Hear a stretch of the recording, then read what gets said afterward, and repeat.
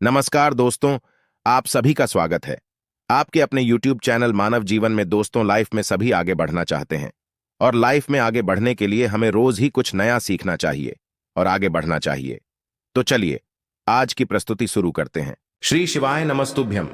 हर हर महादेव। दोस्तों, पूज्य गुरुजी ने अभी अपनी कल की शिव महापुराण की कथा में बुधवार के दिन किया जाने वाला 3 तुलसी पत्ते का एक ऐसा विशेष उपाय बताया है जो उन्होंने आज तक अपनी किसी भी कथा में नहीं बताया है। पूज्य गुरुजी ने कहा कि जब आपके हाथ तंग चल रहे हो, जब रुपये पैसे कहीं से प्राप्त ही ना हो पा रहे हो, जीवन में चारों तरफ से सिर्फ और सिर्फ परेशानियां आ गई हो, उनसे बाहर निकलने का कोई रास्ता ना दिखाई दे रहा हो, तो 14 मई 2025 बुधवार के दिन कर लेना 3 तुलसी पत्ते वाला यह उपाय होगी। हर मनोकामना पूरी मिलेगी, सभी दोषों से मुक्ति, इतना धन आएगा कि संभाले नहीं संभलेगा।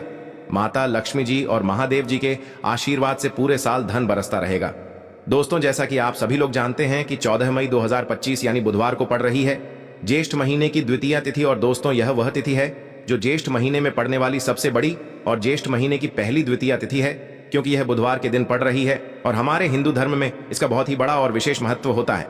पूज्य गुरु जी ने कहा है कि अगर कभी भी मौका लग जाए और ज्येष्ठ महीने की द्वितीया तिथि बुधवार को पड़ जाए तो आप लोगों को सिर्फ और सिर्फ 3 तुलसी पत्ते वाला उपाय तो अवश्य ही करना चाहिए, क्योंकि इन दोनों तिथियों का संयोग बहुत ही कम आता है। इसी के साथ दोस्तों, गुरुजी ने कहा है कि जब भी ज्येष्ठ महीने की द्वितीया तिथि पड़े तो आप लोगों को सिर्फ और सिर्फ 3 तुलसी पत्ते वाला उपाय तो अवश्य करना चाहिए। यह उपाय इतना खास है कि अगर आपने सही मुहूर्त पर सही क्रिया अनुसार 3 तुलसी पत्ते वाला यह उपाय कर लिया, जो प्राचीन काल के समय का महाउपाय है, तो मान के चलिए दोस्तों, महादेव जी के आशीर्वाद से आपके जीवन का कितना ही बड़ा दुख हो, उससे आपको मुक्ति मिल जाएगी।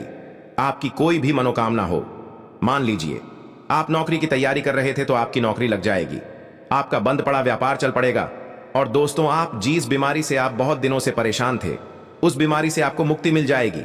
आपके जीवन में धन आना शुरू हो जाएगा, आपके जीवन में धन आने के नए नए रास्ते खुल जाएंगे, और मान के चलिए दोस्तों, फिर आपको किसी भी प्रकार की परेशानी का सामना नहीं करना पड़ेगा।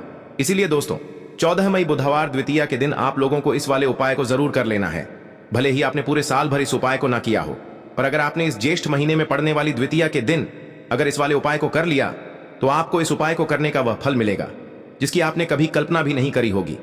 इसीलिए आप लोग इस तुलसी वाले उपाय को एक बार जरूर कर लेना, ताकि आप लोगों के हाथ से यह मौका ना जा सके और आपको इस उपाय को करने का फल मिल सके।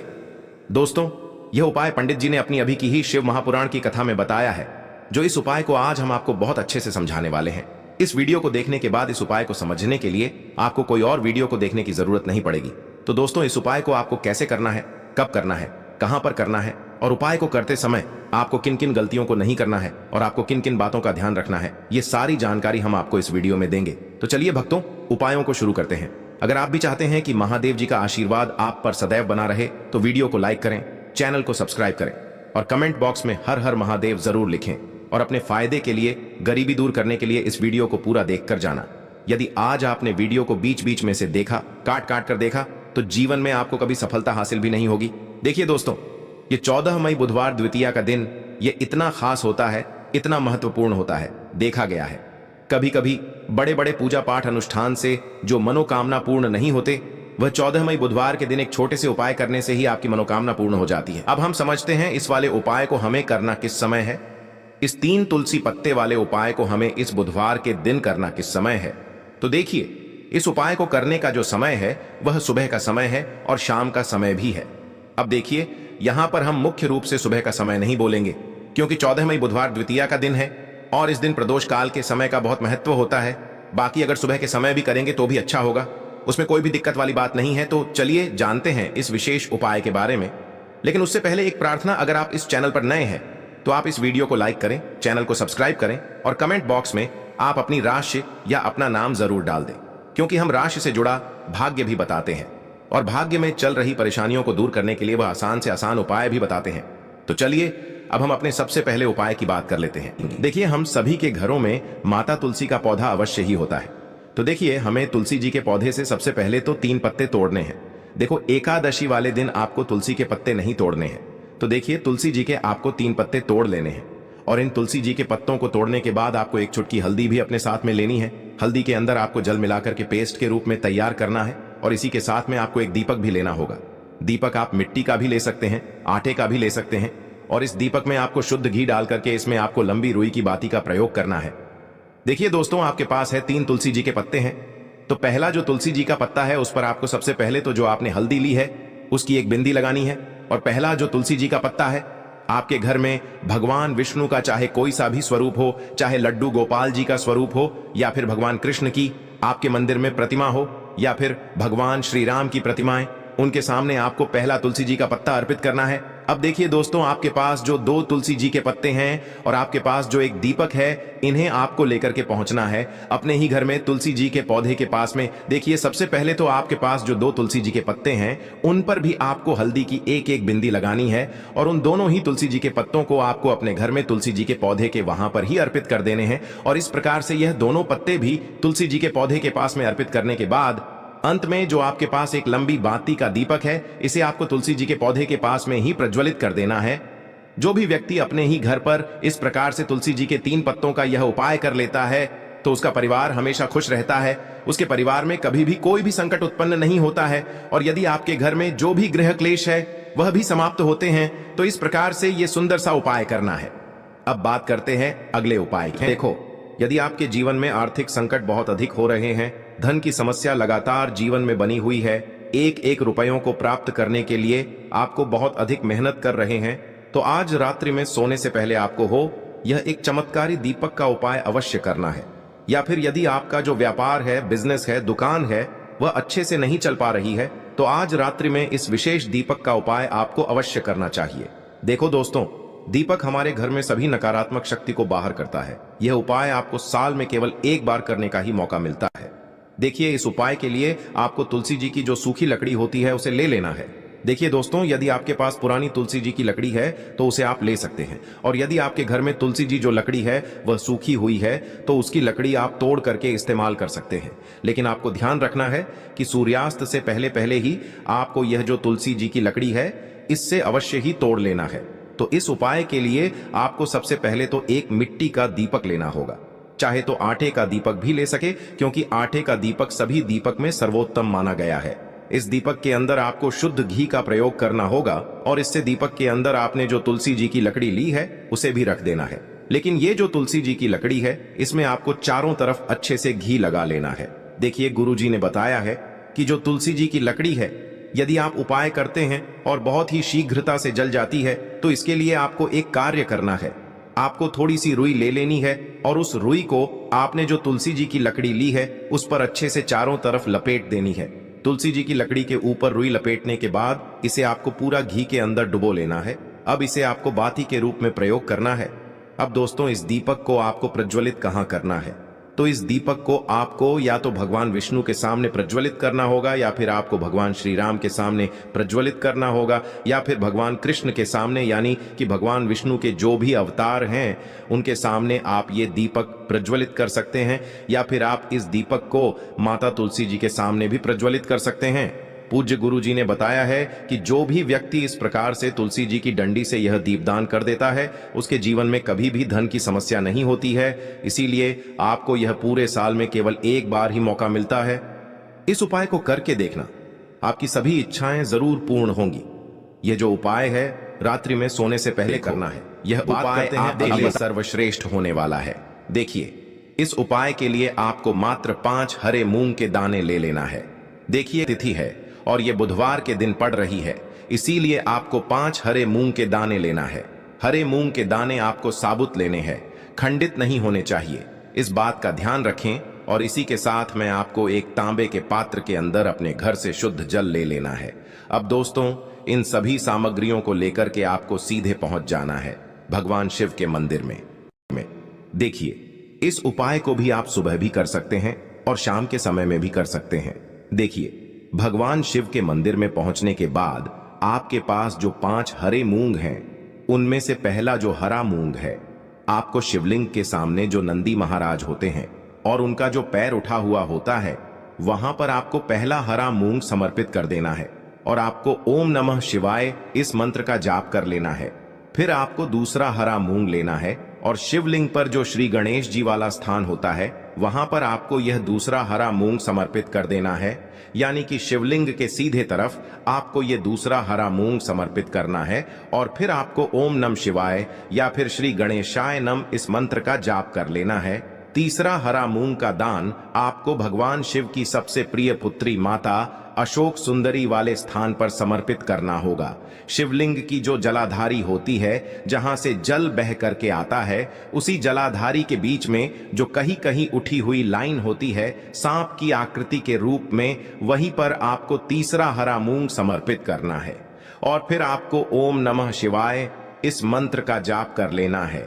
अब दोस्तों, चौथा जो हरा मूंग है उसे आपको भगवान कार्तिकेय जी का जो स्थान होता है शिवलिंग पर, वहां पर आपको ये चौथा हरा मूंग का दाना समर्पित कर देना है और आपको ओम नमः शिवाय इस मंत्र का जाप कर लेना है।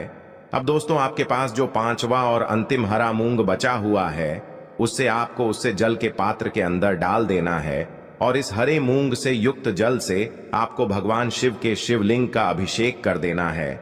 जल आपको बिल्कुल धीरे धीरे समर्पित करते जाना है और लगातार आपको शिव महापुराण के मूल मंत्र श्री शिवाय नमस्तुभ्यम इस मंत्र का जाप करते रहना है। फिर आपको शिवलिंग के सामने बैठकर, यदि आप अपने बच्चों के लिए ये उपाय कर रहे हैं, यदि आप अपने बच्चों की बुद्धि, ज्ञान और विवेक के लिए उपाय कर रहे हैं, तो उसके लिए आपको प्रार्थना कर लेनी है, या फिर व्यापार में वृद्धि करने के लिए ये उपाय कर रहे हैं तो उसकी कामना करते हुए आपको प्रार्थना कर लेनी है, या फिर अपनी नौकरी के लिए कर रहे हैं, या फिर अपने इंटरव्यू के लिए, या फिर धन की प्राप्ति के लिए कर रहे हैं। जिस भी कामना के लिए आप उपाय कर रहे हैं उसे परिपूर्ण करने के लिए आपको महादेव से प्रार्थना कर लेनी है और फिर आपको वापस अपने घर आ जाना है। पूज्य गुरु जी ने कहा है कि जो भी व्यक्ति इस उपाय को कर लेता है तो यकीन मानिए आपके जीवन की जो सारे संकट, कष्ट और बाधाएं ही वो सभी समाप्त होंगे। आप दोस्तों, हम जान लेते हैं चौथे चमत्कारी उपाय के बारे में, लेकिन ये उपाय विशेषकर उन लोगों को करना है जिनका व्यापार बिल्कुल भी ढंग से नहीं चल पा रहा है, या फिर जिनके घर में धन की परेशानी बहुत अधिक है, साथ ही साथ जिनका जो बुध ग्रह है वह कमजोर अवस्था में है, तो उन्हें यह उपाय करना चाहिए। बुध ग्रह को मजबूत करने के लिए आपको विशेषकर ये उपाय करना है। देखिए, इस उपाय के लिए आपको मात्र एक प्यारे सी बेलपत्र लेनी होगी। बेलपत्र जो है वह कहीं से भी खंडित नहीं होनी चाहिए। बेलपत्र यदि आपको प्राप्त नहीं हो पाती है तो आप भगवान शिव के शिवलिंग पर चढ़ी हुई बेलपत्र को पुण्य शुद्ध जल से धोकर के उपयोग कर सकते हैं। इसी के साथ में आपको मात्र एक हरा मूंग लेना है। हरा मूंग भी आपको साबुत लेना है, खंडित नहीं होना चाहिए। और इसी के साथ में आपको एक तांबे के पात्र के अंदर शुद्ध जल लेना होगा। अब देखिए, यह तीनों सामग्री लेकर के आपको सीधे पहुंचना होगा भगवान शिव के मंदिर में। यह उपाय आप सुबह से लेकर के शाम तक किसी भी समय कर सकते हैं। देखिए, सबसे पहले तो आपके पास जो एक बेलपत्र है उससे आपकी जो भी कामना है, चाहे व्यापार से जुड़ी हो, बुद्धि ज्ञान विवेक की प्राप्ति के लिए हो, आपके घर में सुख शांति को लेकर आपकी कोई काम न हो, जो भी आपकी कामना है उन्हें आपको बोलना है। और यह जो एक बेल पत्र है, सबसे पहले तो आपको माता अशोक सुंदरी वाले स्थान पर समर्पित कर देनी है। देखें, बेल पत्र की चिकनी साइड शिवलिंग से स्पर्श रहेंगी और इसकी जो डंडी है वो आपको जलाधारी की ओर रखनी है। इस प्रकार से आपको यह जो बेल पत्र है इससे माता अशोक सुंदरी वाले स्थान पर समर्पित कर देना है। अब दोस्तों, आपके पास जो एक हरा मूंग का दाना है उससे आपको आपकी जो भी कामना है उसे बोलते हुए उस हरे मूंग दाने को आपको उसे जलपात्र के अंदर डाल देना है। अब दोस्तों, ये जो हरा मूंग युक्त जल है इसे आपको समर्पित करना है। आपकी जो भी कामना है, चाहे आपका जो व्यापार है वह अच्छे से नहीं चल पा रहा है, तो इस प्रकार से आपको कामना करनी है। और यह जो हरी मूंग से युक्त जल, इसमें से थोड़ा सा जल सबसे पहले तो आपको भगवान श्री गणेश जी वाला स्थान पर समर्पित करना है। फिर थोड़ा सा जल आपको माता अशोक सुंदरी वाले स्थान पर समर्पित करना है। और फिर जो अंत में थोड़ा सा जल और बचेगा उसे पूरा आपको भगवान शिव के शिवलिंग पर धीरे धीरे अर्पित कर देना है, श्री शिवाय नमस्तुभ्यम इस मंत्र का जाप करते हुए। तो इस प्रकार से आपको थोड़ा थोड़ा जल समर्पित करना है। थोड़ा सा जल आपको भगवान गणेश जी वाले स्थान पर, फिर माता अशोक सुंदरी वाले स्थान पर, फिर अंत में भगवान शिव के शिवलिंग पर अर्पित कर देना है। आपकी जो भी समस्या होगी वह विघ्नहर्ता आपकी समस्या को समाप्त जरूर करेंगे। अब हम बात कर लेते हैं तीसरे उपाय की। के लिए आपको लेना है 11 चावल के दाने। गुरुजी ने कहा है चावल के दाने खंडित नहीं लेने हैं, बिल्कुल साबुत होने चाहिए। उसके साथ में आपको लेना है एक बेलपत्र। बेलपत्र का भी एक नियम है, अगर आपके पास बेलपत्र नहीं है तो आप शिवलिंग से उठाकर उसको पुनः शुद्ध जल से धोकर इस्तेमाल कर सकते हैं। इस प्रकार आपको बेलपत्र लेना है। इसके बाद आपको एक लोटा जल लेना है। अब ये सब सामग्री लेकर आपको जाना है महादेव के मंदिर में।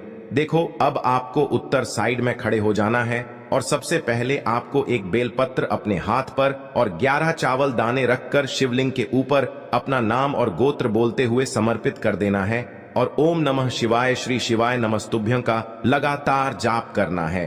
अब आपको जो एक लोटा जल साथ में लेकर आए थे उसे धीरे धीरे बेलपत्र और चावल दाने के ठीक ऊपर आपको समर्पित करते जाना है और शिव पुराण के मूल मंत्र श्री शिवाय नमस्तुभ्यं का 11 बार जाप करना है और अपनी मनोकामना बोलते जाना है। देखो, बस छोटा सा उपाय करना है, देखना एक दिन आपके सब काम बनने लग जाएंगे। गुरुजी का बहुत ही विशेष उपाय है। चलते हैं तीसरे उपाय की तरफ। को लेना है एक गोल बाती का दीपक। आप चाहें तो मिट्टी का ले सकते हैं या फिर घर से शुद्ध आटा मढ़कर उसका दीपक आप तैयार कर सकते हैं। इसके बाद आपको लेना है शुद्ध गाय का घी। अगर वो नहीं है तो कोई भी देसी घी इस्तेमाल कर सकते हैं, जिससे आपको दीपक प्रज्वलित करना है।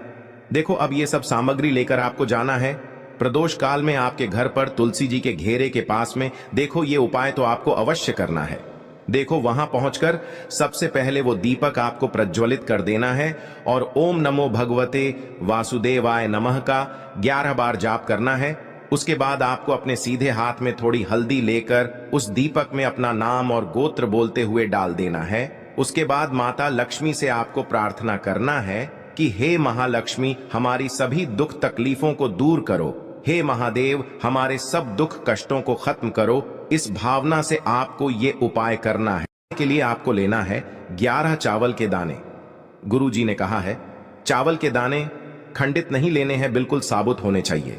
उसके साथ में आपको लेना है एक बेलपत्र।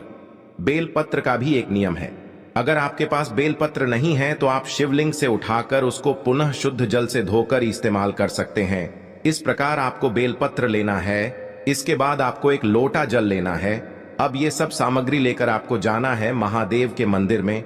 देखो, अब आपको उत्तर साइड में खड़े हो जाना है और सबसे पहले आपको एक बेलपत्र अपने हाथ पर और 11 चावल दाने रखकर शिवलिंग के ऊपर अपना नाम और गोत्र बोलते हुए समर्पित कर देना है और ओम नमः शिवाय श्री शिवाय नमस्तुभ्यं का लगातार जाप करना है।